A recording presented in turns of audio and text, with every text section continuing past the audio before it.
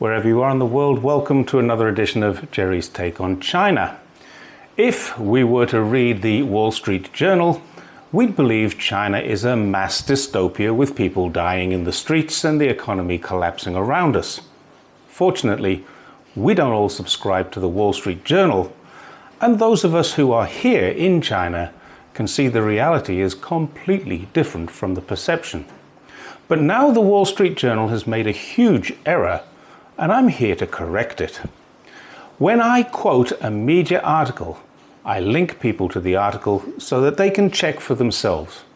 When Wall Street Journal quotes a Chinese source, they usually say, "Our source is in China," or "a source familiar with the matter," or "a source speaking on condition of anonymity." I don't have anonymous sources. I spend hours searching for real sources. I ask friends to help me, and I look at government websites to find out what the official line is. And here's the problem. What Wall Street Journal is saying about Apple phones being banned in Chinese government offices is not true. If it was true, we'd surely have seen a link, or they would surely have named a source, wouldn't they? When Wall Street Journal reported that Beijing has instructed government officers to cease using iPhones at work, I thought, wow, this is very serious. Many people in China love iPhones. Many government employees, people I know, will be affected by this. And according to Investopedia, it will affect about 500,000 people. And my first action was to go looking for the edict from Beijing. And this is where my problem started. But actually, it's not my problem, it's Wall Street Journal's problem. It seems this isn't true at all. A blogger reported on August 24th that this was happening, and it's been reported in Global Times, so I searched Global Times. There's no evidence that they reported this at any time in August or earlier. I went one step further. I have contacts inside Global Times, as I've been published by them and interviewed by them several times. They told me there's no such story in their paper. They researched it too. It's not online or anywhere else they know of. So now we have to ask, where did Wall Street Journal get the information? And the only link I can find is this blogger. The Ministry of Foreign Affairs hasn't put any news out about it. Global Times hasn't. So in case there was an error, I searched the People's Daily and the China Daily too.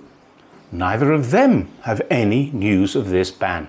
In fact, the only reference I and a Chinese friend searching together can find on this topic is a 2014 op-ed which was published in People's Daily and also in the paper, and both published it as a suggestion that the government ought to ban Apple phones in government offices. There appears to have been no take-up on the suggestion, and as I've mentioned before, many of my friends who work in government are still using iPhones, and as far as I know so far, none of them have been asked to stop. And there's one report from Tsingtao News, which clearly, it's in Chinese of course, but there is no evidence of such an official ban, although Tsingtao does concede that some sensitive departments may have restrictions. The Wall Street Journal, now famous for telling stories rather than giving news, had better have another very good story to tell to the millions of shareholders who overnight saw a $200 billion loss of their investment. But what will hurt Apple's business in China is not made-up Wall Street Journal stories, nor is it China's government policies. It's US government policy which restricts Chinese manufacturing to old tech and inferior products. That policy we now know has caused a massive resurgence in confidence in SMIC and Huawei, which between them produced a high-tech smartphone against all the odds and sold 800,000 of them in a day. Chinese people are very proud of what they've achieved. They know it was forced on them by US government policy, and now they know that the Wall Street Journal is a small part of the support for those restrictive trade policies. Once again, China hasn't done anything wrong. The people who are telling us China is doing something wrong are doing something wrong. China is not the enemy, And here we have a clear example of who are the enemy. It's the people telling you China is the enemy.